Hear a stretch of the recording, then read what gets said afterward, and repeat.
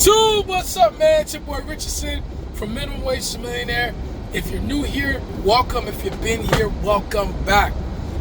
So today, guys, first off, just got a new pair of glasses. I went back to darker color glasses. If you guys didn't know, for the longest I had these brown glasses. Love them, but I thought, the darker shade glasses work better for me. And my prescription changed a little bit, so let me know what y'all think about that. But unrelated to the topic of the video, topic of the video I want to talk to you guys about today is the power of automation when it comes to your finances, and how automation, just adding some of these systems and things to come into your finances, will not only make your goals a lot more achievable, but I would even argue it will prevent the tampering of your finances, which in a lot of cases hinders you from achieving your financial goals. So what I mean by automation in your finances, I'm gonna break it down into kind of three different segments, or three different lanes, to kind of expand it further, and it all kind of will make sense. So the first one, and this is something that I would say the vast majority of us understand and know, which is the idea of getting direct deposit from your paycheck, right? So I would imagine maybe 20 plus years ago, maybe even further than that, there was a time where the way people got paid was essentially they would get their paper check, whether it's on a Thursday or Friday, they would have to go get their check. Then everyone would kind of either rush to go to their banks before 5 p.m. because that's when the banks close, or they would go to the check cashing and then cash it all in checks, which again, there would be a long line because everyone usually got paid around that Thursday, Friday, whatever. Now these days, with technology and all that stuff, you simply could just apply for direct deposit. If you know your account and routing number from your bank, you can literally just go to HR, put that information in. Or even now, everyone uses like Paycom or ADP or Workday, so you can just put in the information directly to your app. You don't even need to go to HR. What this does is that, of course, it streamlines the process of you getting paid. So unlike you having to do multiple steps going to your job, especially if you were off on payday, you'd have to go commute to your job, get your paycheck, then either go to the bank or go to the check cashing. Now with direct deposit, you'll just get paid right away, which I think for the vast majority of people is clearly the more convenient option, right? But who's to say that it has to stop there? Another thing you could do, right, and this kind of falls in second, is in regards to auto pay your expenses. So we all have bills that we have to pay, whether it's debt payments, regular monthly utilities, mortgage payments, etc., that we have to pay every month. Sometimes the bills fluctuate, like utilities. Maybe in the summer months, you're going to run your electricity bill more than you would during the fall or whatever, or your winter months, because you're using more heat. Your heat bill will be higher than throughout the course of the year, regardless of what it is. In these times, right, your bills may fluctuate, but for the bills that don't fluctuate, like let's say your debt payments, if you're just making your minimum payments, it'll pretty much be the same every month for the most part, like a car payment or something like that. So what you can do is that instead of having to go through the hassle of always scheduling a payment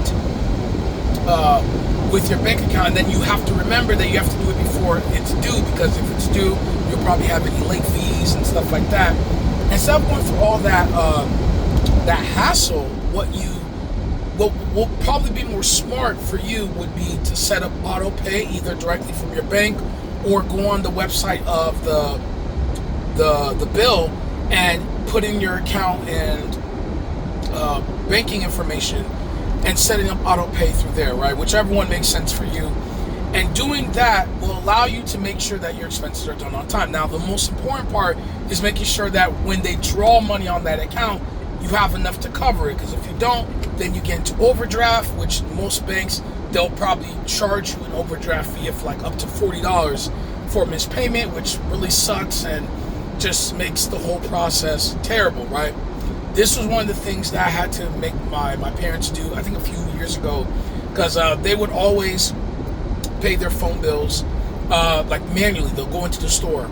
Now, anyone knows about phone companies, when you go in the store and make the payment, not only is there a charge, because for whatever reason you're going in the store and making the payment, which takes like 2-3 minutes, somehow it's a cost to the business, so you have to pay like $5 to pay in the store. But if you were late, there was a reactivation fee. At least if you were on prepaid. I think postpaid, they'll just bill that late charge to your next billing cycle. But you would pay that for essentially missing payment. I would always tell my parents, why don't you set up auto pay?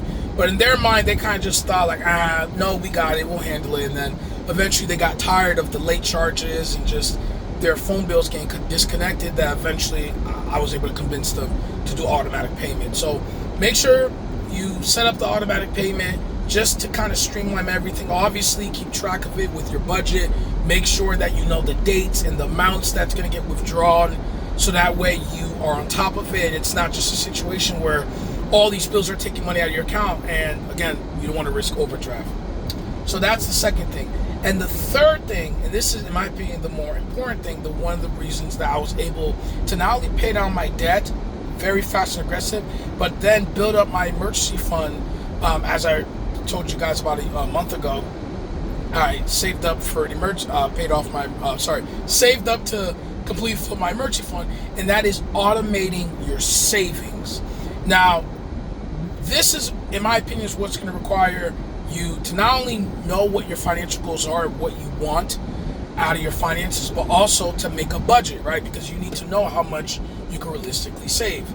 If you make $2,500 a year and you have, $2,500 a month in take-home pay, and your bills are $2,300, but you're trying to save $500, then obviously the margin is not going to cover that, and you're going to run through some trouble and maybe even miss paying your bills. So you have to do your budget to make sure, how much margin do I have to be able to even save?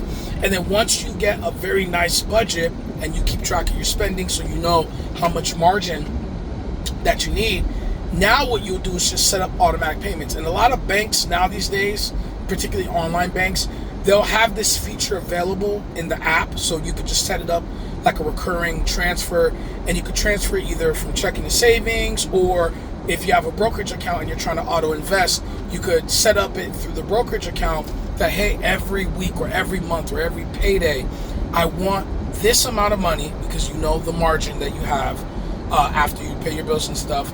I want this amount of money to go into my investments. And then of course you set up what investments you want it to go every paycheck or every month or whatever. And by doing this, it takes away, again, the human element of investing. Because a lot of times we will tell ourselves we need to invest, but then when the paycheck comes, we already spent the money, either literally speaking or mentally speaking, by saying, oh, I need to go buy this and that, versus setting up that automatic saving and or investing, so that before you even mentally spend that money already or physically spend that money, it's already going to investments. And it's kind of the mantra that people have been saying a lot in the financial community, which is paying yourself first, which is, hey, focus on your financial future first, and pay that up first before you spend everything else. Because obviously human nature, we tend to take something and spend it, and if you don't have that self-restraint, which, let's be fair, real, most of us don't in different capacities, by setting up that automatic system, you'll be able to put that to savings and investing and making it work for you. That's why things like the 401k is so effective, because the 401k is payroll deductible, meaning that before you even get your check, once you set up your 401k with your employer, set up the contribution amounts, what investments, they take that before you even get your paycheck, which makes it effective into investing. So you have to create that system in itself, so that you can always invest. Now, if it's a 401k, again, that will get set up by yourself. But if you're investing in an IRA, HSA, or taxable brokerage account, you got to kind of do the heavy lifting on your own. And again, as human beings, we could succumb to temptations and succumb to human emotions and stuff. So create these systems to make it so that it benefits you, and then it also makes it stress-free, because it's working for you whether you're actively paying attention to it or not. And then of course you can make adjustments when it makes sense for you. So that's all I want to say, just to kind of recap. Automate your finances, whether it's through direct deposit, which I think most of us at this stage in our life has already done. Secondly, whether it's paying down our debts and automatically paying our expenses, so that way rent is always paid, this is always paid, that is already paid. And then the third one being automatically saving and investing, so that way your financial goals are working for you, whether you're cognizant of that or not. So that's it. Automate it. Try it out, guys, and let me know how you guys feel in the comments on this, or if you have any comments that you want to share, things that I may have missed in this video, please feel free to share in the comments below. Thank you. Anyway, guys, it's Richardson from Minimum Wage to Millionaire. May the Lord be with you guys all today. Have a nice one.